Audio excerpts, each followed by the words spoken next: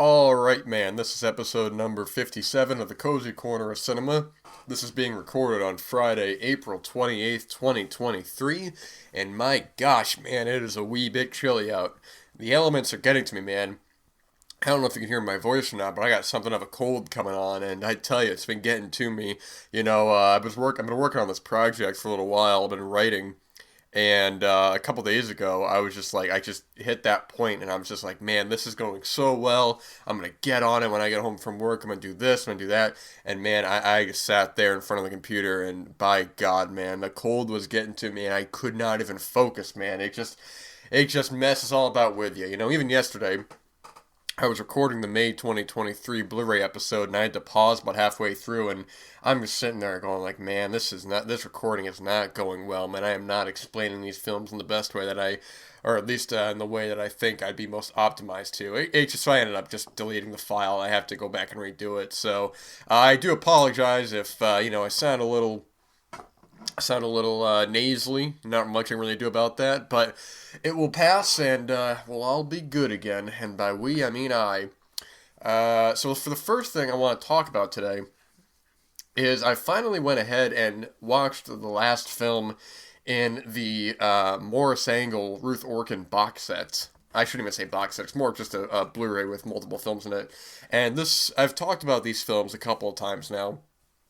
I talked about the main highlight of or the main, I should say, headliner of the Blu-ray set, which is Little Fugitive from 1953. And I've talked about that on its own, as well as in reference to the work of Francois Truffaut, in terms of him being inspired by it to go ahead and do my favorite French film, and in my opinion, the best film of the French New Wave, undoubtedly, the 400 Blows, which is just a total masterpiece, man. One of my all-time favorite films. The Little Fugitive kind of inspiring him to do so, as well as I've talked about the other film on the set briefly, which is I Need a Ride to California, and I never talked about. Now I get these two titles mixed up, so bear with me for just a second. Let's see here. What the hell's the name of that film? One of them is Lovers and Lollipops, and I think the other one is Weddings and Babies.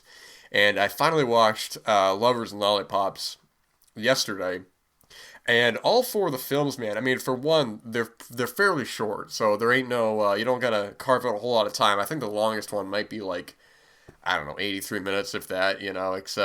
They're fairly short, and all these films, it seems like with there being four films in the set, they complement each other in pairs.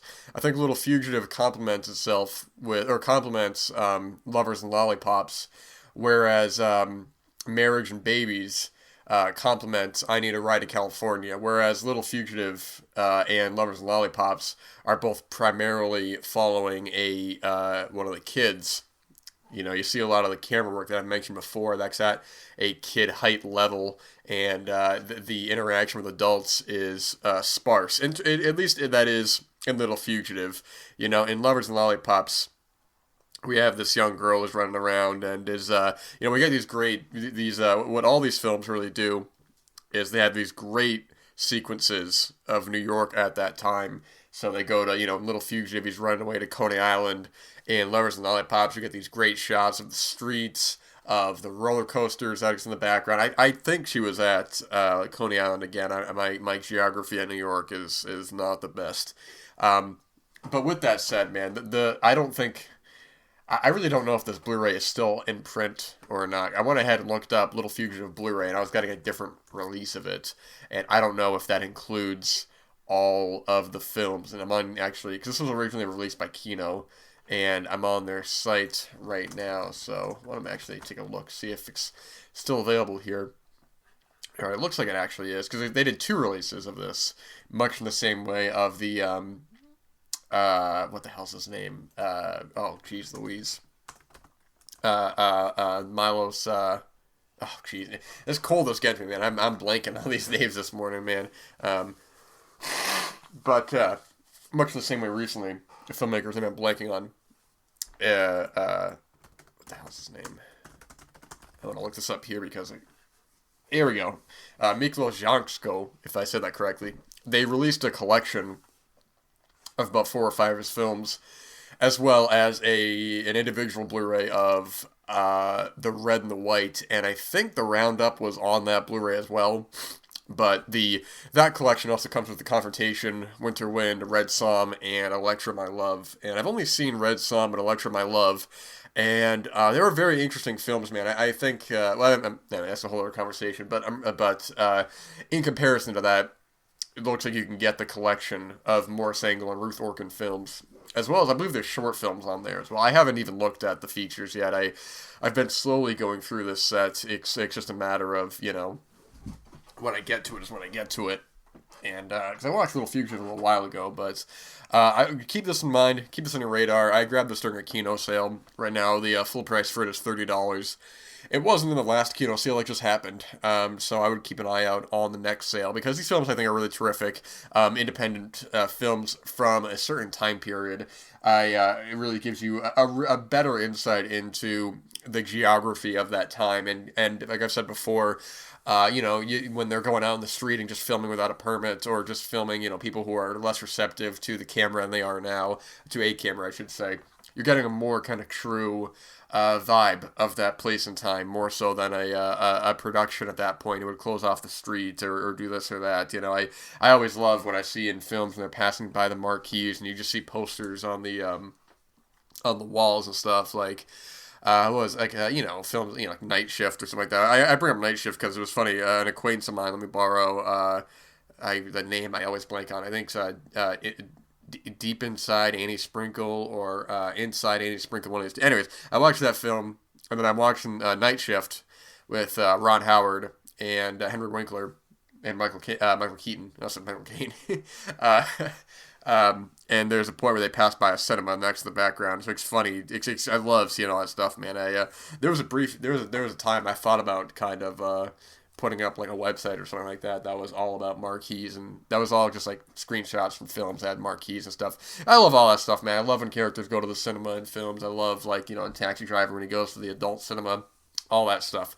The big kind of just total, the way they decorate the outside of the theaters, the giant posters and stuff. I mean, I could eat that up, man. I could look at that for hours, man. I love all that stuff. I love films set in a cinema. I love films set, specifically in a time period cinema. I talked about a while ago, Goodbye Dragon Inn, from I think 2002 or 3. I'm not actually sure when that film came out. Actually, funny enough, so I'm kind of surprised that has not gotten a stateside Blu-ray or 4K yet. There was a new restoration done on that, so maybe it'll come soon, but that is a Blu-ray right now from Second Run. And recently I placed a big order from Arrow UK when they were having a sale. I grabbed a couple of 4Ks that I think I mentioned before. I grabbed that Croupier 4K and like Battle Royale, and I grabbed a whole bunch of Second Run titles to beef up the collection. I could have sworn I added Goodbye Dragon into that list, but I didn't. I looked at the receipt and I looked at my email. And I didn't look at my email, I'm sorry. I looked at the receipt, and it wasn't on there, so I must have just forgot. So hopefully I get some 4K soon. That's a real brilliant film that still is not talked about, at least enough. At least even among film fans, I feel like unless you're in the know about it, it's not quite part of the conversation.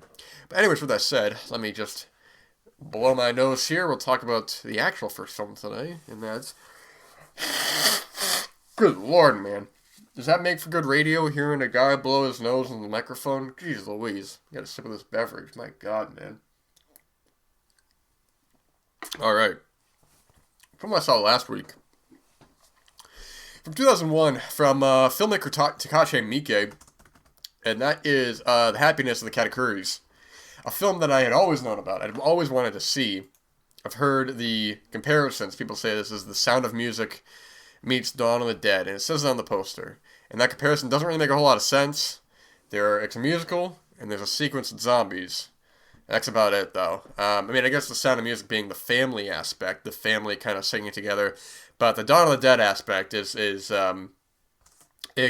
not really classifiable to another film in that regard, except for one. So I'm watching the film, man, and I'm watching it, and I'm going, this reminds me of another film that I had seen, like, really reminds me about a family who were now bear with me, man. I got a cold, so I may not be the sharpest tack in the box right now, but from what I can remember, is this family, and they're either setting up or they had just opened this kind of hotel vacation spot, kind of on an offbeat road that not a lot of people go to, and certain events happen, and a death happens, and because of that, through circumstances, they have to keep killing people, and they have to, bodies keep piling up, and they're trying to evade from the authorities who are not really on them, but they're just like, we can't keep this up. We're trying to build this nice hotel, this nice vacation spot, and these people are dying. And I'm watching the film, and I'm like, this reminds me of The Quiet Family from 1998,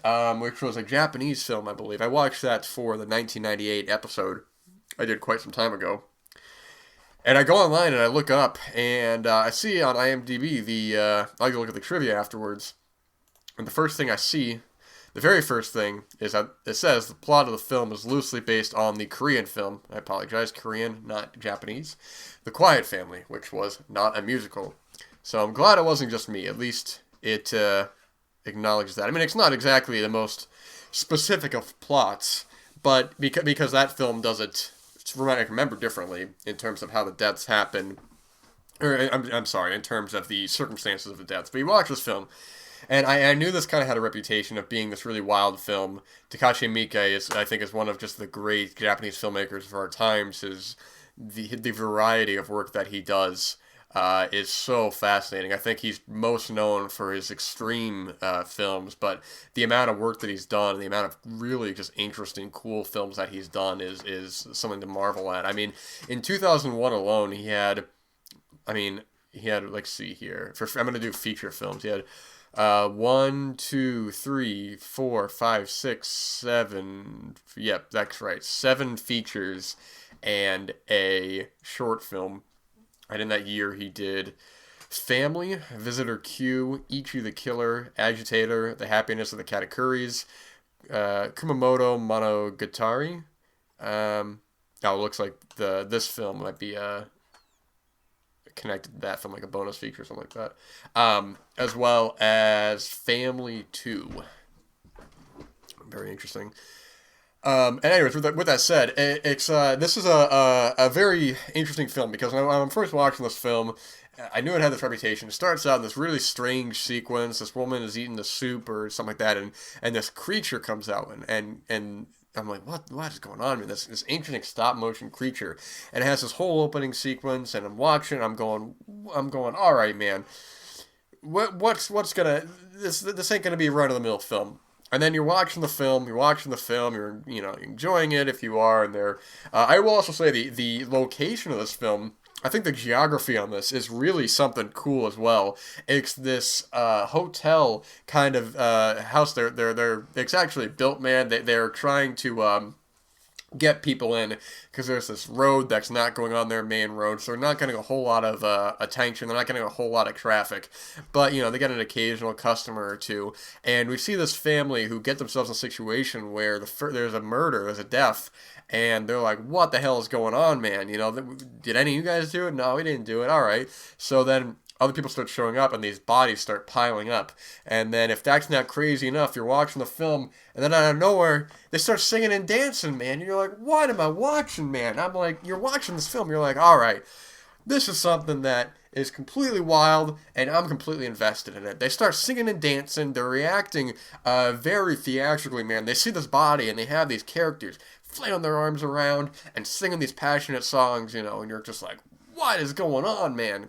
But you're invested, and that's the crazy part about it, is that some musicals that I watch that have a very comic tone, some of them work for me, some of them don't, and it's all in the eye of the beholder. But this film, I thought as it was going along, it was getting progressively more interesting and more fun, man. The way that I examine whether or not a film, a comedy specifically, is of merit, or let me rephrase that, not exactly of merit, but a point I like to give a film's favor is if it makes me laugh out loud, because I don't care if I'm watching the film theatrically, I don't care if I'm watching the film at home. I watch a lot of films, a lot of comedies, and I just don't laugh out loud a lot, even if I like the film. There's plenty of comedies I really like that I just don't laugh at.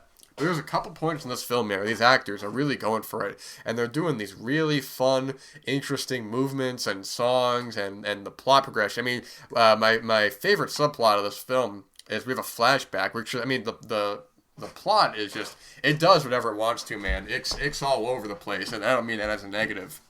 But you got the daughter character, man, and she's talking about this soldier that she met at some cafe or something a while ago, and I don't know that actor's name. I do apologize. I don't. What the hell?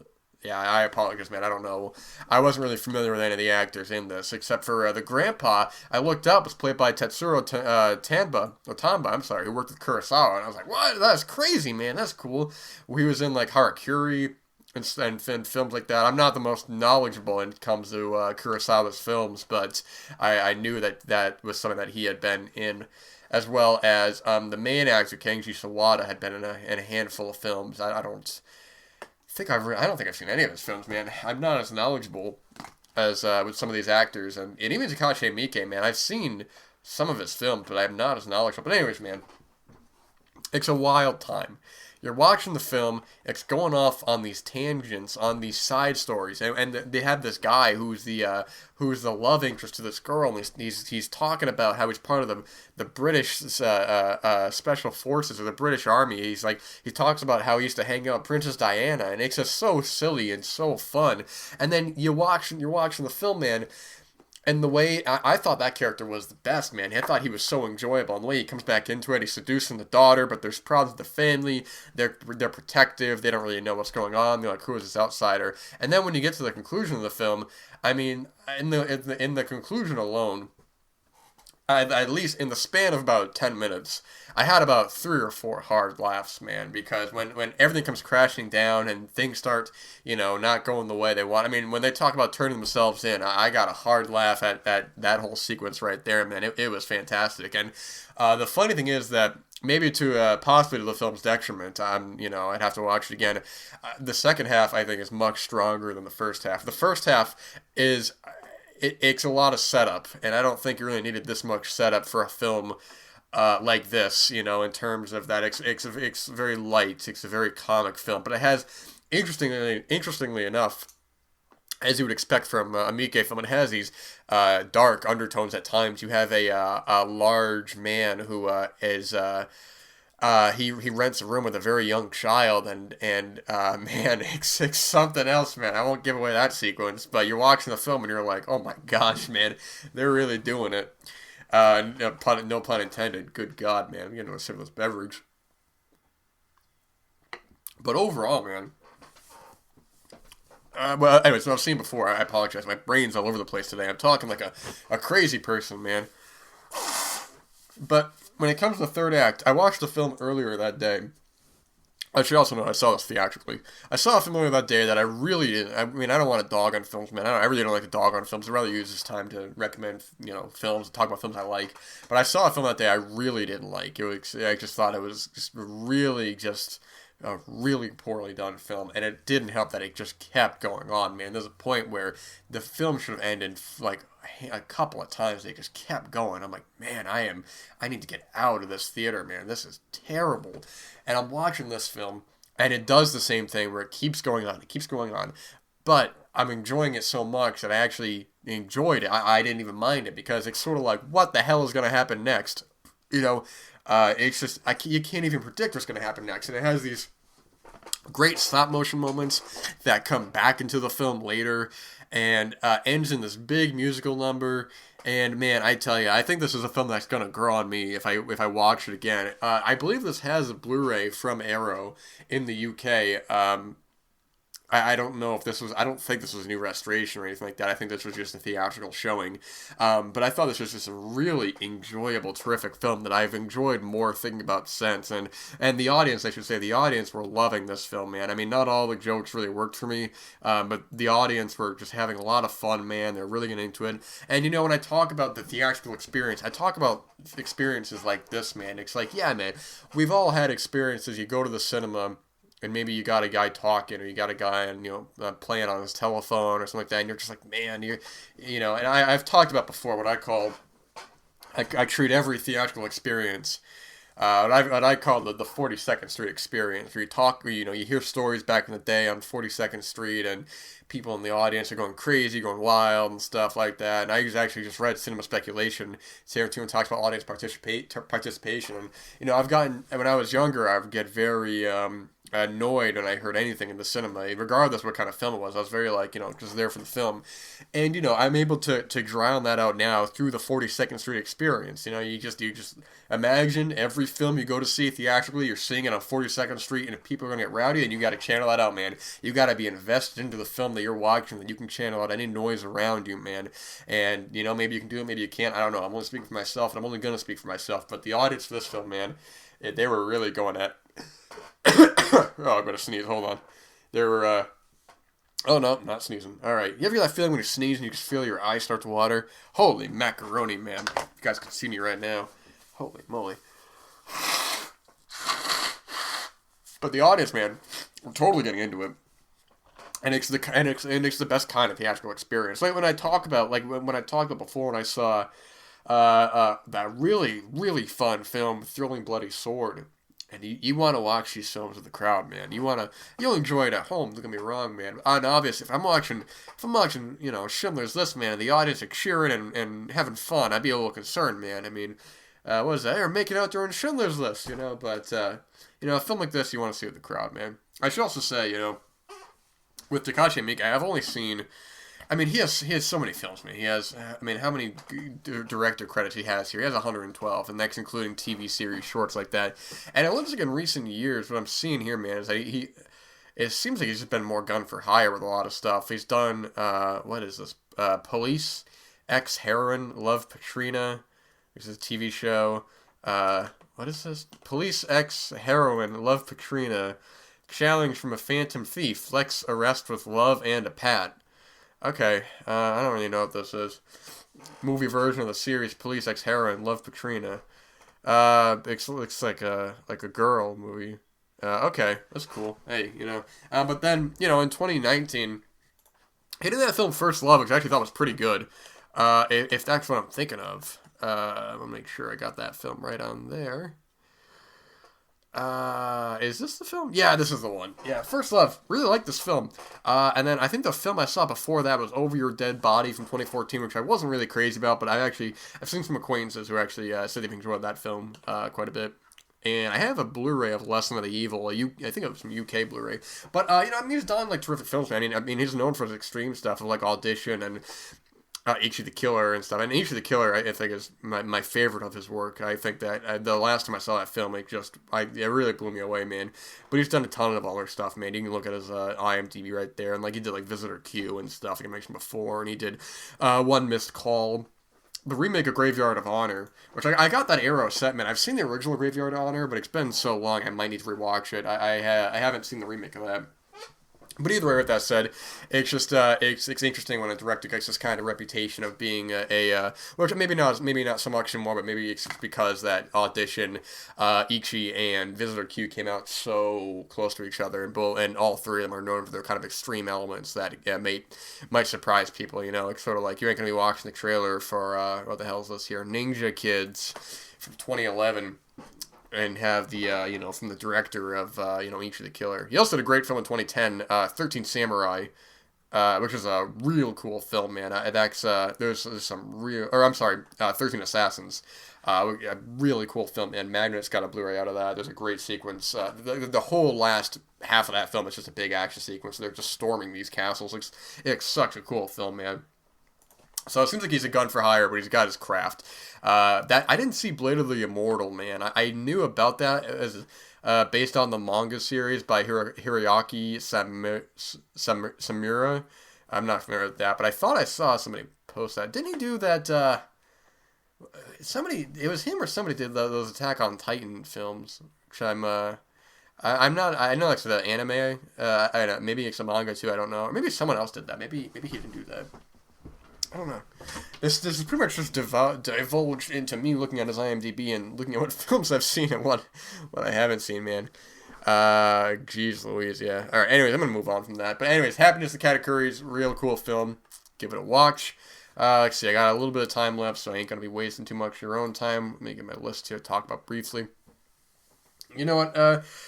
I'll talk about Tough Guys Don't Dance another time. I watched that a little while ago, and I just started reading a biography on Norman Mailer. I talked about with when I talked about Town Bloody Hall that I wasn't really familiar with Norman Mailer. I knew him as an author, and I knew him that he was a filmmaker at times. I don't know if Tough Guys Don't Dance was the only thing he directed. I have no idea. But anyways, I'm going to read more of that book. I'll talk about that another time because I want to talk about that film. I never talked about it on the show. Let's see here, man. Get that out of the way there. You know what? These two I'll hold off on. I'll move on to another time, man, because I'm probably rambling on now like a crazy person. So I'll get that out of the way there. Yeah, man, just, keep an eye out on if anything is showing near you theatrically. A lot of these, I'm going to sneeze again? Nah. No, I'm not going to sneeze. Maybe? Nah, I'm not going to sneeze. Keep an eye out on, God damn it. I know some people are purists. They go to, if they're going to watch a film in the cinema, older film, they're going to watch it on film, on actual 35mm, projected onto the silver screen right there, and that is okay, man. But, just keep in mind, certain films, I think, benefit from a theatrical experience more so than others. And what those films are totally up to you, man. But I'm going to end it right here, man. This cold's being the death of me. Good God, man. All right, well, guys, it's Friday. You got the weekend ahead of you. Get that weekend mentality in. 7 days of the week. Don't be sitting around doing nothing, saying, I'll do it then. Oh, man, do it now. All right? Whatever it is you got to do, you want to write, you want to direct, you want to paint, you want to compose, whatever it is, man. Any creative endeavor, do it now. Because who knows, man? Anything can happen at any time, Tomorrow ain't guaranteed, so might as well do it today. All right, man. You guys have a good one. I'll be back next week, hopefully without a cold.